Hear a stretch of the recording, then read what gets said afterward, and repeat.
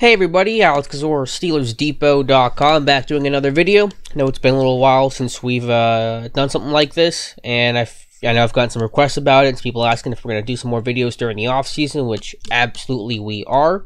And today we're going to be looking at some of the Steelers free agent signings. I know we've had a lot of discussion and talk about them, and you guys know my feelings on Jon Bostic and Morgan Burnett by now, but it's always nice to get to look at a couple plays together and some different plays than the ones I showed in my initial reports and kind of breakdowns of these guys. Today will be just Jon Bostic, and then we'll do Morgan Burnett likely for tomorrow. So just going to go through a couple plays. They're not really in any order. I'm going to have to jump around here, but just wanted to show you some more plays, and mostly the good, but some of the bad. With Bostic and what he's going to bring to the table, and just looking at his 2017 tape and again, what he's going to offer the Steelers.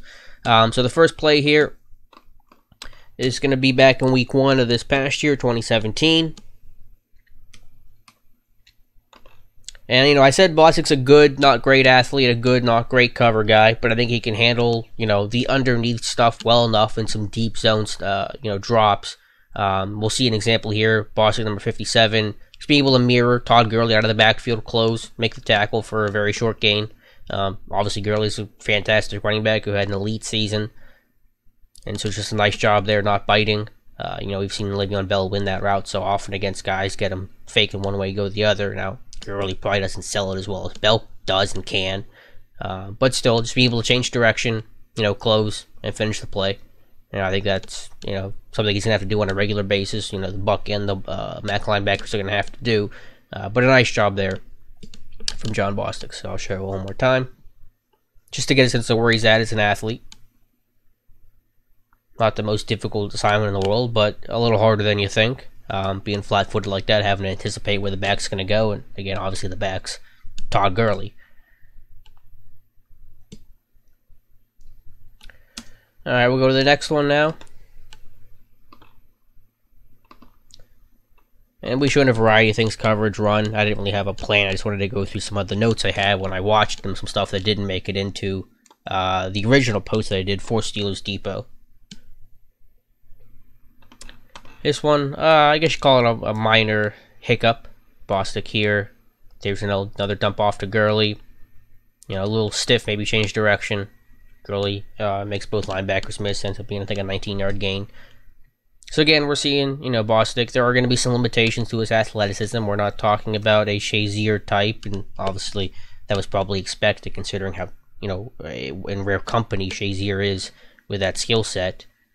But missed tackle there. Other guy misses. It's a good gain for Gurley.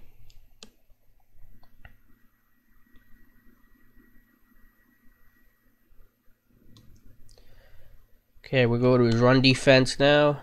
Which I think this is going to be the play before that one. Get back to some of the positives. Bostic here. See him shoot the gap. You get some initial penetration up front by the D-line.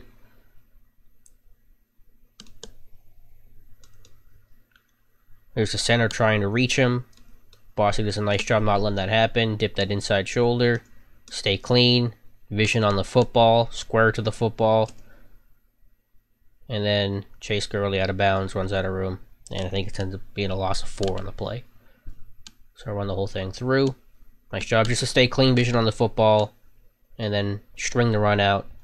Of course, Gurley out of bounds. And I think Bostic does that really well against the run. Just, consistently from what I've seen. The speed and the angles that he has to bounce some of those runs and force them to the perimeter, build that fence, and let help get there, limit the space for the back to work with. Because once Gurley hits the outside here, really not a whole lot he's going to be able to do. You got guys free, you got the sideline to deal with, so Gurley just has to go out of bounds on his own. And I've seen that consistently, from Bostic being able to shoot that gap, force the play wide, keep the back down the line, wait for help to get there, and for the back to run out of space. So nice job there. I'll look one more time. Again, we're not talking Shazier levels. Again, that's pretty obvious. But we're seeing a guy that has good read reactability and the athleticism to act upon what he's processing. All right, we're going to go now to week 3 against Cleveland. So just bear with me as I get that game pulled up.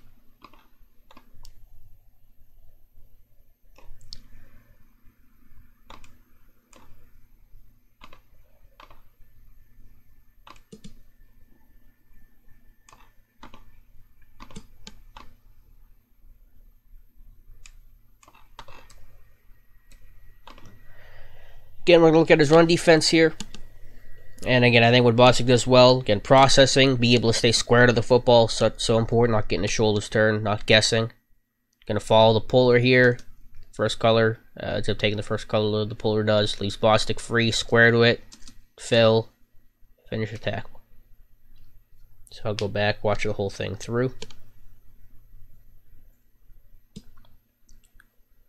And follow the puller, puts him in position, gets square to the gap, breeds it, and then fills it, finishes the play.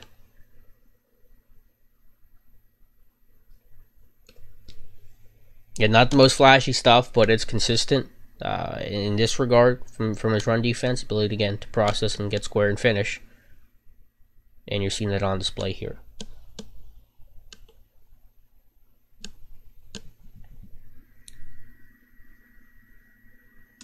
Okay, we'll go on now to the middle of the season.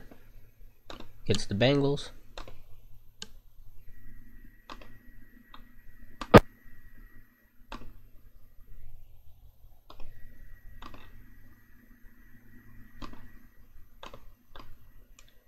And again, Bostic was an every down guy for the Colts when he was healthy, which was something Steelers needed. I couldn't get just a 2-down guy.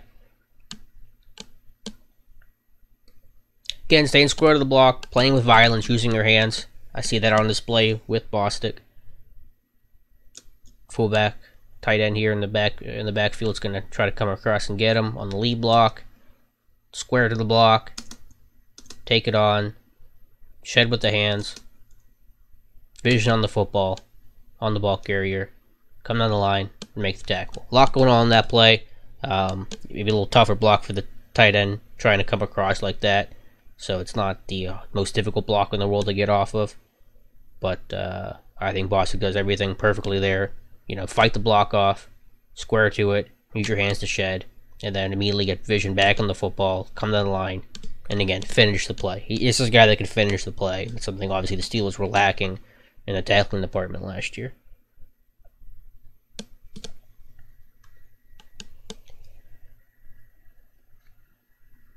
Look at it one more time. Right there. Shed. Flow. Make the tackle.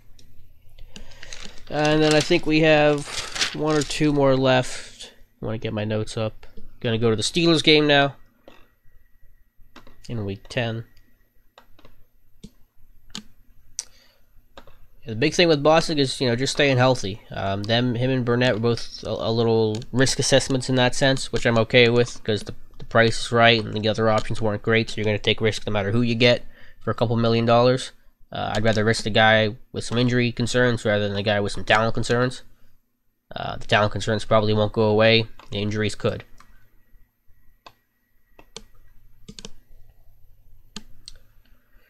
Common use for what Steelers have done with their linebackers. You see Bostic lined up head over center here in their sub package. Going to bluff this blitz and then come out of it to carry Vance McDonald, the wide tight end, down the seam. So bluff the blitz because you got the DB coming off the edge here, one of their fire zones. We're going to match up on Vance. Try to take that away in their cover 2 alignment. Force that throw. You can call it really trail technique, just trying to force that ball as a high arcing throw, force it into a safety. Let me go back and show you Bostic from the aerial view. He's going to be right here, meshing up on number 3, Vance McDonald. So bluff the blitz, match up on McDonald, getting man coverage with him. And Pittsburgh will do that a lot. They're going to bluff the A-gaps, and they're going to drop out. And, guys are going to have to try to catch up and find their target and have the athleticism to be able to match them should they be going vertically. And I think Bostic has enough of that to carry some of these guys. Now, again, in straight man coverage, you might have some, issues against, one-on-ones vertically. There might be some problems where some of that long speed gets exposed. But I think it's as good as it was going to get, on the market for who was left after the inside linebacker market was so hot. The top names came off the board immediately and got, gobs of money. Demario Davis got $8 million, Hitchens got $9 million. Avery Williamson, I forget what he got. He got a good chunk of money though. So, I think this was kind of the obvious second tier option, but you're getting kind of a lighter version of some of the top guys that we wanted, like an Anthony Hitchens. But yeah, when Bostic's playing 100% of the snaps like that, you get to see him using a lot of different varieties, alignments. So whatever he's going to be asked to do in Pittsburgh and what the Steelers scheme is, I don't think it's going to be too much of an issue for Bostic because he's kind of done it all before. He's been that every situation guy where he's been off the edge, he's been bluffing, he's been playing traditional off-ball stuff. And so I think that was key as well, because you're trying to replace 100% of Shazier's snaps. That's a tough challenge, and I don't want to bring in a guy that's been a two-down player his entire career that's barely played on a passing down, and it's 3rd and 7+, he's not sniffing the field.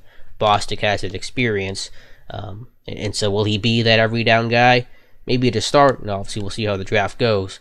But I think he has the ability to do that should it come to that. And I think you start from there, and then you add the other pieces depending on how well they do. You know, a rookie, you know, how well does he perform? What other sub-packet stuff? What other young guys kind of shine? Whether that's Cam Sutton or a rookie safety or, you know, whatever the case is. But that's kind of your baseline where Bostic's going to be your every down guy. And then you add in and you work from there. Alright, well, that's all the plays that I had to show, and Game Pass for some reason was starting to freeze, so that's probably a good sign anyway. To wrap this video up, let me know your thoughts again on Jon Bostic in the comments below. Again, you guys pretty much know my thoughts by now. If you've followed the articles on Steelers Depot, that whole long post I did shortly after he was signed last week, they kind of laid everything out. A sensible signing, certainly just a short-term option, not a long-term option, but one I think the Steelers needed to have. To give him a little bit more comfort and flexibility for 2018, and then when you head into the draft, you don't feel obligated to take an inside linebacker in the first round. You can wait a little bit if the board doesn't split right, or if someone else is on the board you like, or if you trade back because you get an offer that you just can't pass up. Whatever the case is, it just offers you flexibility. So I think you get that from Bostic, and you get that from Morgan Burnett, who we're going to profile tomorrow. So thank you guys so much for watching, and we'll talk to you soon.